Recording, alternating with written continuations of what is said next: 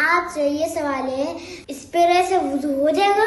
اس میں ایسا ہے کہ اسپرے کرنے سے وضو ہونا بہت مشکل ہے. اگر خالی اسپرے کر لیا اور یوں مل لیا تو ملنے سے تو وضو ہوگا نہیں. وضو میں 4 فرض ہیں. پورا منہ مطلب کہ ٹکلی پورا جو ہے یہ دھونا ہوگا. دونوں ہاتھ انگلیوں کے ناخن سے لے کر کونی سمیت یہ 2. چوتھائی سر کا مسح یہ بھی فرض ہے. یہ 3 فرض. پاؤں پورے ٹخنے سمیت دھونے دونوں پاؤں. مسح اس کو کہتے ہیں کہ پانی کی تری پہنچ جائے. اسپرے اگر سر پہ کسی نے چھڑکا مسح تو اس کا ہو گیا. لیکن دھلنا بڑا مشکل ہے. دھلنے میں یہ کہ ہر حصے پر سپوز کرو کہ آپ کو ہاتھ اسپرے سے دھونا ہے. آپ یہ مارتے رہے اسپرے کو, اب مار کے چھوڑ دیا آپ نے تو ایک آدھ قطرہ ٹپک گیا تو یہ کام نہیں چلے گا. بلکہ ہر حصے سے جو عضو دھونا ہے اس کے ہر حصے سے, ہر روئیں سے, روئیں کی نوک سے, یہ سب جگہ سے کم از کم 2 قطرے بہہ جائیں تو یہ فرض ادا ہوگا. 2 قطرے نہیں بہے, اتنا نہیں پانی بہایا تو پھر عضو دھونا نہیں پایا گیا تو وضو نہ ہوا. تو یوں اگر کسی نے اسپرے پر بہت احتیاط کی اور یہ سب جگہ اس طرح اسپرے مارا کہ چلو بھائی وہ بہہ گئے قطرے 2 بالفرض, اگرچہ مشکل ہے یہ, تو فرض ادا ہوا.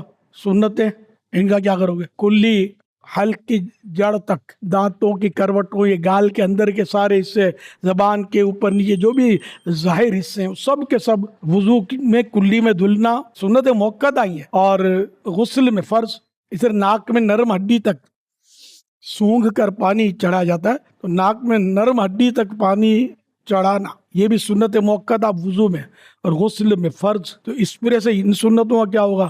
پھر 3 بار دھونا, جیسے ہاتھ دھونا ہے, منہ دھونا ہے, پاؤں دھونے, تو یہ سب 3 بار دھونا سنت موقع آئی ہے. یہ سب چھوٹ جائیں گے اسپرے میں, ان کا پورا امکان ہے کہ یہ چھوٹ جائیں گے. تو اس طرح اسپرے استعمال نہ کیا جائے بلکہ وضو پراپر طریقے پر جو کیا جاتا ہے اسی کے مطابق کیا جائے. یا سیدی سوشل میڈیا کے ذریعے سوال آیا کہ اگر کوئی طواف کے دوران کسی کو وضو کی حاجت ہو گئی یا حرم شریف میں رش میں بیٹھا ہو اور مسجد الحرام یا مسجد نبوی میں ہے, اب وہ جگہ چھوڑ کر جانا, وضو خانہ دور ہے, واپس بھی آنا ہے, تو کیا وہ وہیں بیٹھے بیٹھے وہاں بھی اسپرے سے وضو نہیں کر سکتا؟ تو آپ کرتے کرتے اگر اسپرے کریں گے آپ تو لوگ مسئلہ سمجھا دیں گے آپ کو. شر کر کے اس پر اڑا, شر کر کے اس پہ اڑا, تو وہ سارے مسئلہ سمجھانا شروع کر دیں گے اور شرطی آ کر کانڈا پکڑے گا, بولا تجھے مسئلہ سمجھاتے ہیں, یہ لے جائے گا آپ کو. تو ایسے بھول کریے گا مطلب.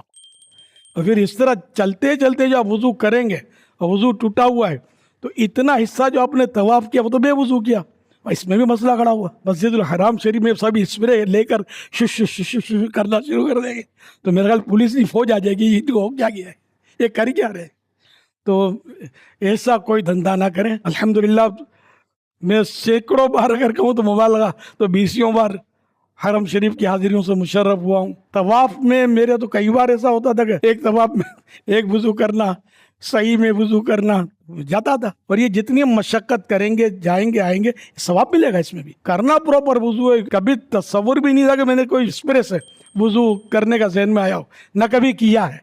اور پھر مسجد حرام کی آپ بات کر رہے ہیں, ویسے جنرلی بھی مسجد کے فرش پر وضو کرتے ہوئے جو پانی ہوتا نہیں, مستعمل پانی کہلاتا ہے, استعمال شدہ, تو یہ وضو کے پانی کا قطرہ فرش مسجد پر گرانا یہ ویسے مکروہ تحریمی ہے, ناجائز و گناہ ہے. اس سے کیسے بچے گا یہ اسپرے والا؟ اس طرح کی مطلب یونیک چیزیں عام نہ کی جائے اور اس طرح مطلب مسلمانوں کو گناہوں میں ڈال کر اپنی آخرت کو داؤ پہ نہ لگا جائے. ہر داڑھی والا عالم نہیں ہوتا, ہر درس نظامی کیا ہوا عالم اور علامہ نہیں ہوتا. باقاعدہ جو مفتی ہوتے ہیں نا, جو دارالافتاء میں بیٹھے ہیں, فتویٰ نویسی کرتے ہیں, یہ زیادہ تجربہ کار ہوتے ہیں.